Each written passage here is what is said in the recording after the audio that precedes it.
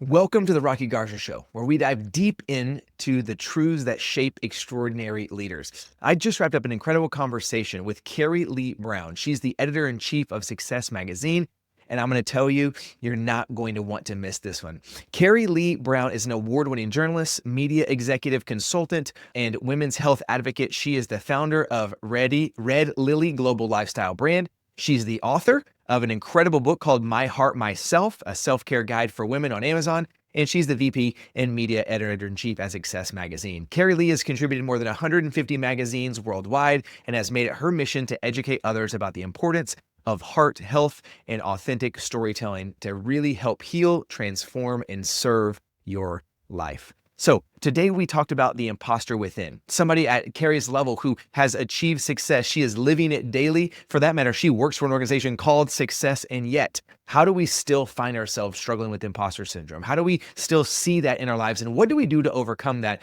in a very practical way? I loved this episode. It is packed with raw honesty, actionable insights in her story. And I cannot wait for you to rethink, what does the imposter within mean to you? Let's jump in.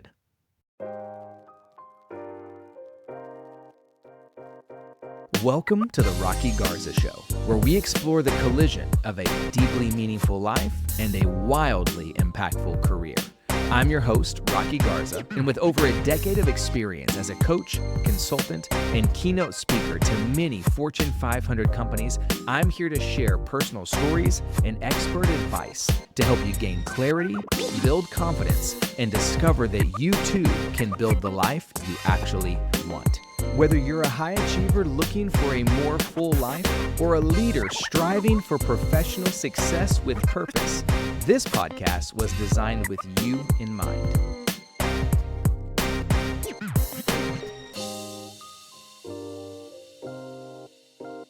Welcome back to the Rocky Garza Show. I'm your host, Rocky Garza. Today, I have with me, and you already heard her intro prior, and you got all the goodies, everything she offers, her book. You can grab that, all the links to that in the show notes. But I am really pumped to have Kerrie Lee with me today on the podcast. I'm so glad you're here. Thank you so much for having me, Rocky. I'm just so ecstatic to be here because we've worked together a few times now in different virtual events, and I'm just so excited to have a good chat. Yeah, thank you. We're just going to get into it. Here on the Rocky Garza Show, we just jump in the deep end, and I know I've talked to you enough, and I know you and I are aligned in that same way that like we might as well just keep life, let it be real. There's no reason to sugarcoat it. So I remember one of the first times you and I interacted, and this was one of the first virtual events we did together with Success. We said it earlier in the intro, but for those of you that missed that, Kerrie Lee is the editor-in-chief for Success Magazine, the VP of media, so she knows what she's doing. And from the outside, you have kids that are like crazy, crazy successful. You and your life have been crazy successful. You've overcome adversity. I know in your book, you talk about that and what you're involved in. To say the path has been perfectly smooth in the yellow brick road, I don't think that's necessarily been the Kerrie Lee story up until this point. Is that fair? It's fair. I mean, Okay. We'll say it's fair. So I think what struck me that I greatly appreciated about you, Kerrie, was that in our conversation, we had maybe not even like really had a dialogue. I just wrapped up a quick virtual thing that we were doing for Success at the end of last year. The title of that one was The Imposter Within, right? We were looking at imposter syndrome and confidence and self-confidence. And at the end, I got done and sort of, for those of you that are unfamiliar, you get online and you go behind stage, which means you're in another little room where you can talk to each other, but the guests can't see you. And you just made a comment to me. And I told you this earlier before we started. You said, thank you, Rocky. I don't remember what you said. Thank you, Rocky. That was really great or something. You said, but when imposter within, we need to talk about that. And then it's just like been sitting in my head. That was, I think, October or something of 24. Yeah. So it's been like probably 4 or 5 or 6 months, but that has just been in my head since then. And so today, I would love today to be the day that we talk about that. Okay. What was going through your mind? What were you thinking? Or even as you think about that now, when you think about the imposter syndrome, what sort of goes through your head? It's really interesting. And we were sitting in the green room, right? The virtual green room. And I remember that because, gosh, when I look back on my whole entire career and my life really in general, there have been so many different times where I felt like I wasn't good enough, wasn't the main pick. Even in my personal life, I always felt that. But then somehow I got through those stages. And so when I look back now, I think I don't know why I even felt that, because I was strong enough. I was enough to get that job or whatever ended up happening. But at the time, there's always been this bit of self-doubt in me. And I literally, since I was a child, and I don't know if that's based on, I had a great upbringing. My parents were wonderful, but very competitive kind of landscape I was in. I was a competitive dancer. We traveled all over. competitive in school. My dad and my mom were always about university and the job, not depending on a partner. So I was very independent and never really kind of went off that course. But then with that ingrained in my family values, it also brought out a sense of insecurity in me that if I didn't get that job or didn't get that raise or whatever it was, I felt like I would almost be judged and be judged in my family, but also personally. Mm. And I think now, funny enough, when I look back, that's a big part of why I put so much pressure on myself as in my 20s and in my career that ultimately led to me having health issues because I put so much stress and so much on me because of that imposter syndrome sitting there. Like it's that little gremlin sitting there Mhm. saying to me, if you don't do this, then, you're not who people think or perceive you to be on the outside. Because on the outside, just what you said, Rocky, like a lot of people over the years have always kind of, and it's not in an ego way I'm saying this, but a lot of people put me up on a pedestal. Sure. Kerrie always got that job. Kerrie always got the boyfriend. Whatever it was.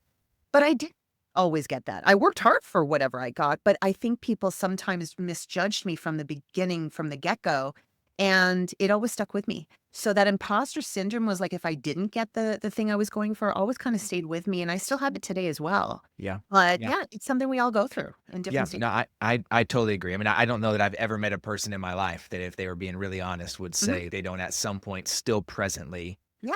have the thought, right? Or the idea of imposter syndrome. I think you make a really, really interesting point. I'd love for you to break this down for Mhm. me. So there was you sort of went back and was like, okay, I look at my life and go, okay, great life, great family, great parents. So let's chalk it up to parents didn't do anything drastically wrong. Check. Okay, that wasn't the Mhm. issue. Wanting to succeed, having a level of competition, saying if I'm going to do it, I'm really going to do it. And that being both like values driven in your environment growing up, as well as I love the comparison you make to like, but in myself, like I also want to win. I want to do well. So I'm going to say then you have drive. You're willing to take initiative, maybe when other people aren't willing to take initiative. You've said that typically lends itself to say then you're willing to take a risk when the average person isn't really willing to take a risk. And so if you're the initiator, you're the driver, you're the risk taker, that typically leads to one of two results for most folks who fall in that category. Either we inevitably trip and fall on top of a pedestal that other people assume is success, or we trip and fall down. And then because we land and look up at the proverbial pedestal we think we should have landed on, then we feel like we have failed, right? And so like both potentially, let's say they weren't success and they weren't failure. Let's just say they were both true. Mhm. One lends itself to going, everyone is pointing and saying, well done. And the other one lends itself to everyone's pointing and saying, what happened to you? Yeah. And this is the problem too. The problem is sometimes we think that people will think that of us, but they don't necessarily. Like we end up, do you ever find that where sometimes, you're going through something and you think, oh, everyone's probably judging me or thinking of this way, or you post something on social media and you're like, oh, what are people going People probably don't think about you as much as you think they do. And what you're going through or judge you, they don't care, right? But whereas Correct. we're so close to it. And I'll tell you what, Rocky, it's so funny. I've been a journalist for 30 years and in the media landscape, I've been a writer, I've been an editor, and being an editor by trade, like a classically trained magazine editor, we get out the red pen. We are very detailed oriented. It's either it's right or wrong. If something goes to publication where we have a spelling mistake in it and it goes to publish, it's public, you can be judged. And you often are. Or we get letters to the editor. This is throughout my whole career for one little thing. So I think that also lended. So it's interesting when you look at the imposter syndrome and what actual professional path you've taken and how that can be a more judgeable career path. Mine in particular, being an editor, I mean, the editor has the final say. The editor in chief has the final say on what's published. So if anything's wrong in there, if a fact is wrong, if a name is spelled wrong, it's on me. And I think that was the part of, kind of also me feeling like someone is going to judge me because people did judge me.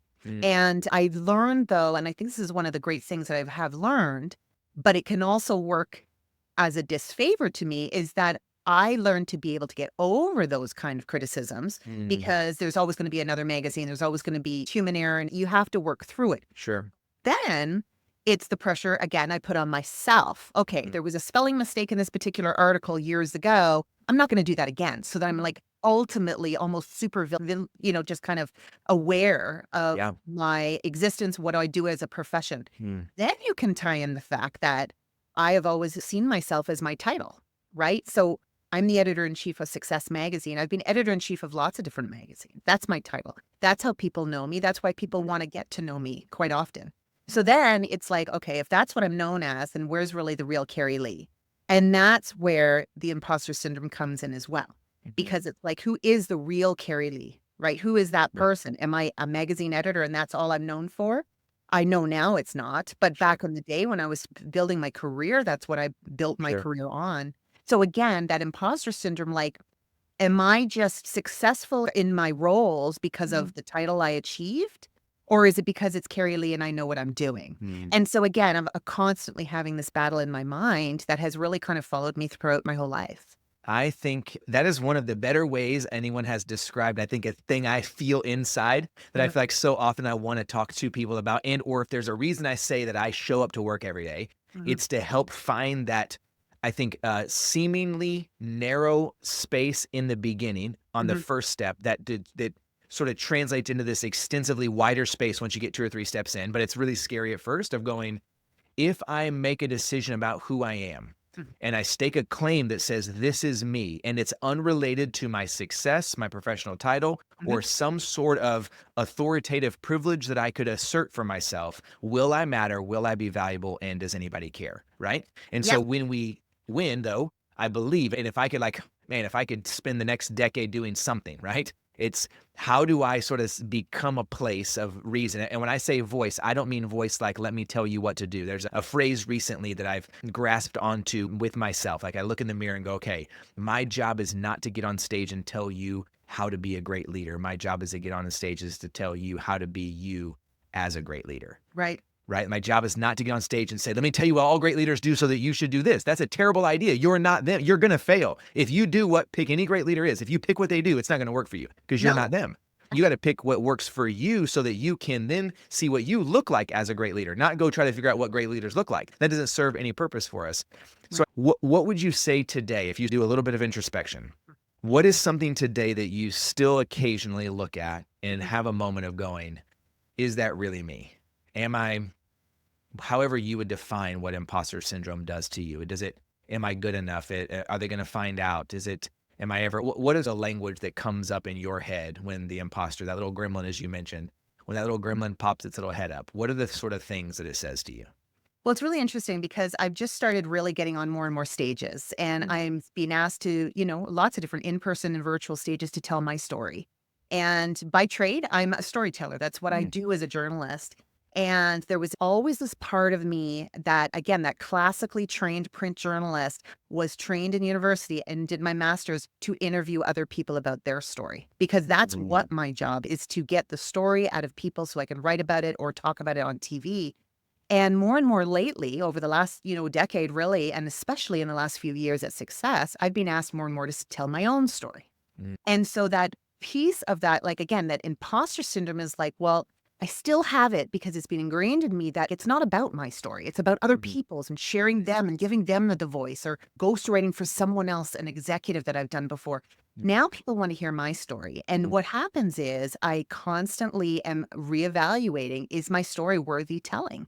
And of course, I know deep down it is. I certainly know we all have a story to tell. But at the same time, there's this little tiny gremlin again saying, you know what, but is it important enough? I mean, there's these huge thought leaders and other people that are on stages. I've always been an editor behind the scenes. I've always been the one interviewing the experts, interviewing the thought leaders, the celebrities. Now people are putting me out there saying, no, we want to hear from you, Kerrie, because not only is my story important, but it's also that I've interviewed all these people in the past. So I have this intel, or this kind of these insights that people don't have. And that's what people are intrigued by. But again, that imposter syndrome is still with me today. When I get on those stages, is my story important enough? They don't want to hear about me. They want to hear about the people I've interviewed.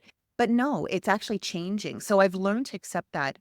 But it's also very interesting because I've done a lot of reflection about this lately. And there's been various just different times in my life, personal and professional, where that imposter syndrome has come in. I mean, it's even like I'm a mom, right? Being a parent, and even if you're not, but being a parent for me, I doubt myself all the time. Am I good enough to raise 2 boys? I didn't grow up with boys.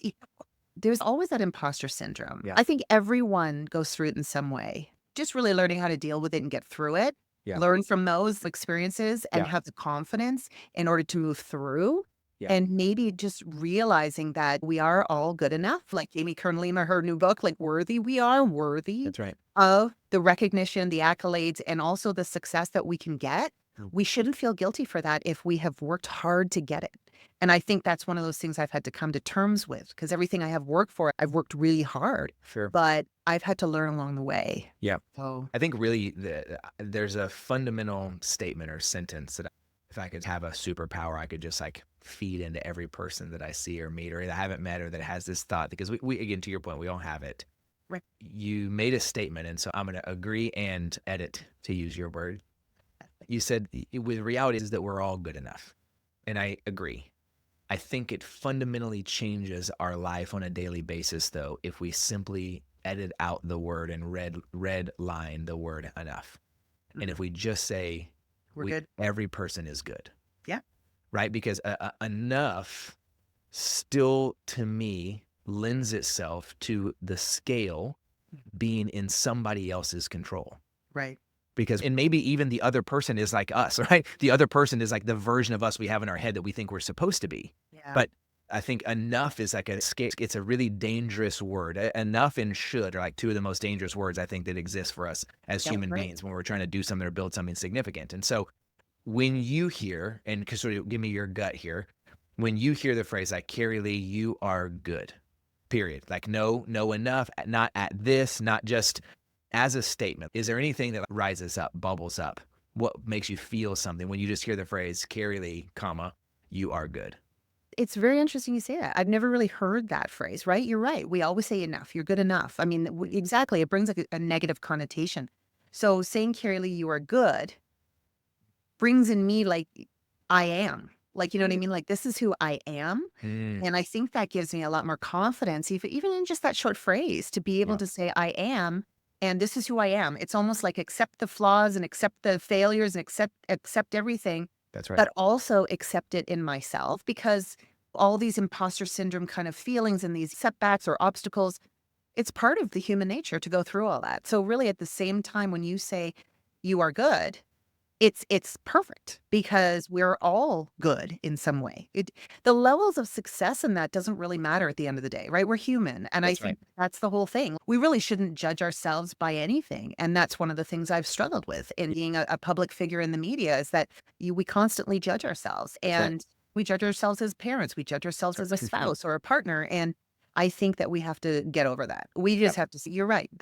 I love that. I love taking away the word enough. And thank you for correcting me on that. Yeah. Well, we're going to go edit. I didn't correct it. I just edited it, which means it's just a preference. So everyone can pick what they want. But I think in that, for me, it is something that I am on and have been on a journey my whole life. Rocky, who are you? And why do you care? Not you. Like if I'm looking in the mirror, right? Like, Rocky, who are you and why do you care? And is there anything about you that is unique? Let's not even say it's valuable yet. Is there anything about you that's like different, not to be different because it's identifiable? I think that for me, when we think about what makes us unique and what makes us special and our purpose and our gift, and we get into, I think before we go value, before we go good or bad, which is like default human nature, I think it's our default to go, let's give it a value. Okay, do you like it or not like it? Good or bad, right or wrong, black or white? Because it allows us to posture ourselves in a place of security. I think it's all driven by a desire to be secure. But if we could just momentarily just pause and say, let's remove all value and let's just attempt to find truth. Who am I? Is there yes, it's just simple yes or no. Is there something about me that is unique? And if I can get to a yes, don't quantify it, don't qualify it. Just if I can get to a yes, okay. So then there is something about me that is unique, meaning it is specific to me. It is identifiable as a part of my identity. It is me. Yes. Okay. Now we're going to transition, still no value. We're just going to say whatever that thing is, right? I would say one of the qualities about me is I'm intense. I just realized I have a microphone, but I just realized I was yelling at you. So I'm going to stop yelling. So I got fired about it. Like, Rocky, you are intense. Now, my whole life, when I got to that statement, there was always a comma after it, right? And it was, hey, Rocky, you are intense, comma, calm down. Hey, Rocky, you are intense, comma, take it easy. Hey, Rocky, you are intense, comma, look at their faces. Hey, you're in a room with a bunch of people, a bunch of board members. They're all wearing sport coats. You have on sneakers and no jacket. It's not going well for you. Take it down a notch, right? Hey, Rocky, however, that same statement of truth, not good, not bad, not right, not wrong, fundamentally changes. If I'm able to say, Rocky, you are intense. Still true. We've all agreed that is an identifiable factor about Rocky, comma, and you are good. Yeah. Right? And so when I think that's a part of, we always try to layer together self-clarity and self-confidence, not for the purpose of greater self, not for the purpose of selfishness, not for the purpose of ego, not for the purpose of pride, for the purpose of, I want to be proud. I want to be able to stand in the mirror and be proud. I don't want to be proud of myself. I want to be proud of myself, which means I have to find a unique thing about me. And then I have to make sure that I remind myself, not just confirm that's truth, but good, affirm, and it is good, and I'm good. And there's something about that I can bring to the world. And I think as simple as we could make it, there is something profound when Kerrie Lee, as a parent, as a mom, as a editor, as a successful person, as a leader, as a team, let's fill in the gap of everything that Kerrie Lee's ever done. And we could figure out what are the identifiable factors about those things. Yes, all true, comma, and she is good. And that now gives, I think it gives us sort of this gusto, the catalytic thing we're looking for to bring it out into the real world, to say, now I'm going to apply it. I'm going to let it land where it can land. No judgment, no good, no bad, not right, not wrong, because I have a firm belief that it is good. And I find in my own self that typically creates just a touch more opportunity for me to trust myself, a touch more opportunity for me to believe that it's true. And when I don't, a reminder that the imposter within is me, not somebody else. It's the version of me that I think nobody else is going to like. And you're right. I think that's what I touched on is really, I was always extremely hard on myself in my 20s about climbing the corporate ladder, if you will. Journalism has always been a very competitive landscape. Journalists aren't looked upon very favorably, especially today, right? The media. But even 30 years ago when I went through journalism school, it was always taught you have to get the story, you have to get the angle. It was extremely in an aggressive way. You get your reporters with their microphones and quite aggressive. But I was never that as a person. My personality is not an aggressive person. If you ask anybody who really knows me, I'm a compassionate, empathetic person, a caregiver. I'm a Libra. I'm the balance between in friends and family. And so it was always a bit of a conundrum between the media world, journalism, but then my art and love of storytelling versus what was expected from a journalist or a reporter. It was really interesting. So I navigated that throughout my whole life. But again, with that conundrum, I had to deal with that on myself. And that's where I put the pressure on myself, that expectation. So to your whole point, it's about self-acceptance too, right? It's about if you say you are good at the end of everything that you could describe yourself as at the core, even if it sounds like a negative thing, like you said, you're intense, or if someone's aggressive, or if someone is, why not say they're passionate? Why not say they're passionate about something instead? Because there's no bad in being intense about something if you are passionate about it. So, and again, I'm a wordsmith, right? We can switch those around. Maybe that's what we have to do is we have to start a movement. Hey, listen, words. Listen, if there's ever a person you're talking to that will gladly both say like, yes, you are correct. You're much more wordsmith than I am because your whole career is based off of it. And someone who also likes words, like it's me. I agree with you. I think it's the words we're using that so quickly get into our head and that so quickly cause us to begin to say, right? Like we talk about often when we take people through this exercise, people say, raise your hand. How many of you have ever been told you're too nice? Right. And you always have half the room that like raise their hand and their heads down like, yeah, that's me. I'm like, okay, take a step backwards for a second. And can we just agree how ludicrous that statement is? How can You're telling me the worst part about you is that you're too nice. I don't even comprehend, right? And it's almost like we have to hear it back from somebody else. And you watch all those people, they're kind of like, that is ridiculous. Why have I let that my whole life stop me, right? Like that we let these words. And so we sort of take a little exercise and go, I think, what if we could translate it?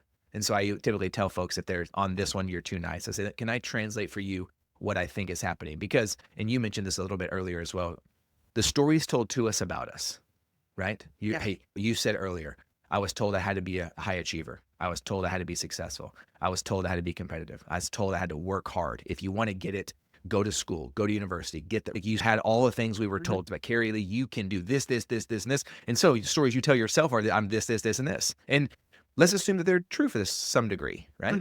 People who have been told they're too nice are probably nice. That's probably is fairly accurate.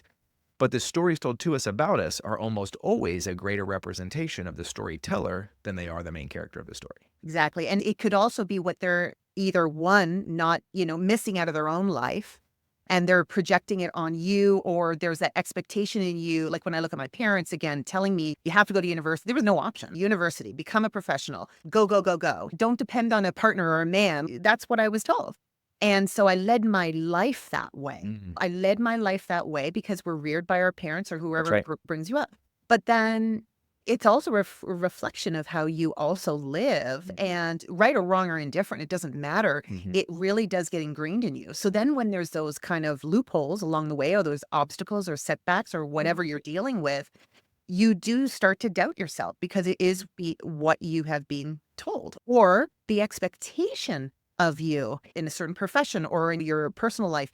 And it's really interesting what you just said about if somebody's being told they're too nice. I'll tell you an actual real example. I was told a couple of years ago by someone that I was way too positive on social media.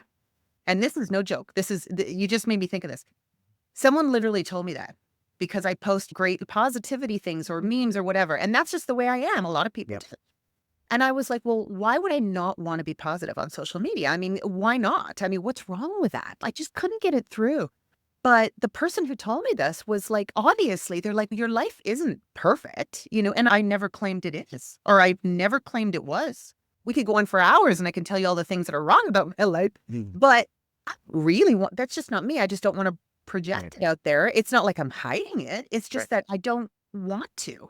But I also said to this person, I said, but you do have to realize that what I project out there on social media, if it's a meme or a quote or something that's positive, maybe it's not always just to impact other people looking at my social media. Maybe it's to influence me. Maybe I put them out there because I need that reminder of that positive quote, or I need that reminder on the day-to-day to be positive. So it changed this person's perspective of why I post the way I do, but it was a very, very interesting observation and comment to me. And I couldn't believe this person said that. But then when I look back at the person who said it to me, I'm like, okay, because they don't post anything on social media, and because they don't want to, because they're dealing with certain things. Sure. So it's really interesting, right, how people perceive us. And then that comment made me think for a moment, oh my God, am I being too positive? Good Lord, what's wrong with that? But it did make me have that imposter syndrome, like, oh my God, are people looking at me thinking I'm seeking a happy life? That's right. It was weird. It was somebody's comment to me that made me doubt what I was doing. So very interesting. Very interesting. Yeah. And I think oftentimes if we can, those of you that are listening, you can sort of take it whatever area of life that you feel like you struggle the most, go positive or go personal or professional. Wherever the spaces are where we feel like there are stories being given to us about us, they probably are having a direct effect on how you show up and how you operate on a daily basis, right? And so I think as we think about, you and I spend a lot of time with folks either that we personally lead or with leaders who are out there leading in their organization. It's like a reoccurring thing. I feel like sometimes I say, I joke often with CEOs that I tell them this is their job, but sometimes I feel like it's my job too, that my job is actually be the CRO, the chief repeating officer. And then my only job is just to keep telling you the same thing over and over and over, because that's really what I'm being paid to do. But I also think that's the same thing for CEOs. Their job is to repeat it again and again and again, because the first 18 times nobody heard them. Nonetheless, I think as a part of that is a reminder that our words matter. I think about my kids often. I tend to use my kids and my family as examples, especially when I'm talking to professionals, because if we can see it in our personal life, we can apply it to our professional. Very rarely do we have the capacity to do it the other way around. And so I think about my kids. Example this morning, it's Valentine's Day. Kids are excited. They got up. Our door to our bedroom was closed a little bit because our dog has been whining in the night, waking me up, and I didn't want to hear him. So our kids get up this morning. It's before the alarm goes off. Both kids are up. They're both dressed like it's a Friday. It's 6:07. I have to wake them up this is abnormal. I'm like in the half asleep, half awake mode. And my son, who's excited, he's a big 9-year-old, is like him, and my daughter, who's 6, is behind him. They're coming down the hallway. It's super dark. He doesn't see the door. So he like knees and chest bumps the door by accident, slams the door against our wall. And I'm like, like what? And someone's breaking in. I'm like freaking out. Unfortunately, my response was, what are you guys doing? Like it's 6 a.m. Why go to your room? Like why are you slamming my door open? My daughter, who's a little more thick skinned than him, like brushed it off and came to bed. And my son turned around, walked away, went back into his room and was there for 15 minutes. I told him a story about him. He came in with a story about him. He came in. I love my parents. I got up early. I got dressed. I'm ready to go. They're going to be happy. It's Valentine's Day. I can give them a hug. And the story I told him about him is that none of that matters to me. What matters to me is that you interrupted me. Get out of here. Right. Now, Right. maybe some people hear that and go, hey, calm down. You're just being a dad. Don't be too hard on yourself. And I can appreciate that.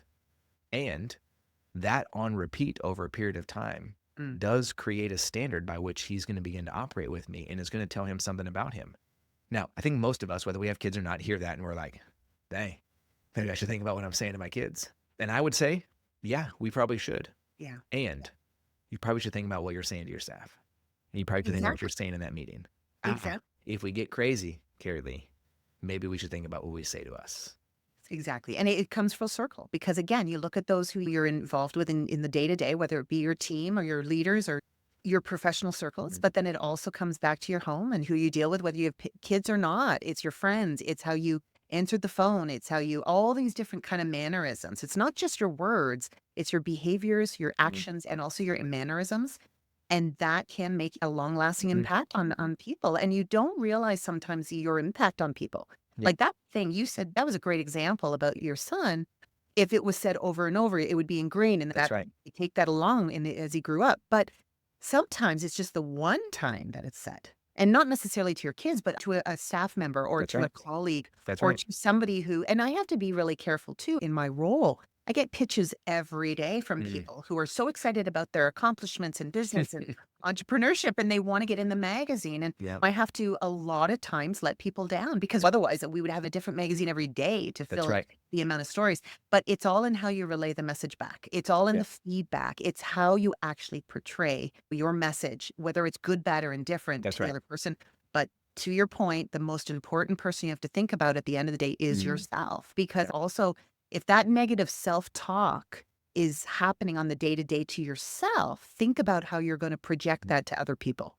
Yep. And I think that's so important to think about. So again, full circle. And you know what? Those imposter syndrome moments, whether to yourself or it's those messages ingrained in other people from you, I think we can all help each other in really kind of overcoming that and the imposter syndrome within. Yep, I agree. I agree. Before we wrap up today, Kerrie Lee, tell me this. What is one truth about you? Oh gosh. One truth about me? Like one thing that we look at, you can get in front of the mirror and go, hey, this is true. I would say, Kerrie Lee, you are open-minded. That would be one. I am open-minded. I'm very open to lots of people's different opinions and very caregiving and respectful of my thoughts, depending on what they believe in life. I am open-minded to change as well, which is also very important nowadays as well, even in the workplace. And also open-minded to my children as they grow in this kind of crazy world we're living in right now, trying to navigate it as a single mom. I'm open-minded, and I think that's a really, really admirable trait. I could probably give you a million others, but I think that's one that's going to stick with me forever. Okay, so I'm just going to wrap us up today. I'm going to say back to you what you said to me, and then we'll see if we agree at the end. All right. You said, I am open-minded. You said, I am caring. I am accepting. I am strong. I have the ability to keep going, see perspectives that maybe other people don't see, and the ability to do that and translate that not just for myself, but to my kids, to those that I work with, and to be reminded that there is always more things for me to see and know than I see and know today, and I am good. I love that. Yeah. Yeah. I so appreciate you. So appreciate you being on the show. It was an honor to meet you when I met you virtually. I'm excited to see you in real life at some point. Yeah. I'll be able to see you in real life. I so appreciate you being on the show. And if anything, I hope that you leave here today encouraged. And I hope that you are reminded to lead like you and not like them, because there is no one in the world like you. So I so appreciate you being here. Thank you so much, Rocky. This has been a pleasure. I love it. Thank you. Thank you. Thank you so much for tuning into this incredible episode and this incredible conversation with Kerrie Lee Brown. You can get a copy of Kerrie's book, My Heart, Myself, a heartfelt guide for women who do too much. You can grab that over on Amazon, and we have that link down here in the show notes as well. I hope that her story challenged you. I hope that really inspired you and reminded you of what's possible when we lead with authenticity. And if this episode made you think, well, here's where I'm at, and this really resonated, what do I do? And how do I sort of discover what it means to be a leader in my own right? I would love for you to go to rockygarza.com/influence. Again, that's rockygarza.com/influence. We have a quiz there for you to take for you to assess using our tool called the Influence Appraisal. This comes directly from our keynote, Lead Like You, Not Like Them. And it really allows you to see where you at today and where can you begin to make really practical improvements. I would love for you to check that out. Again, that's rockygarza.com/influence. And as always, remember, lead like you, not like them.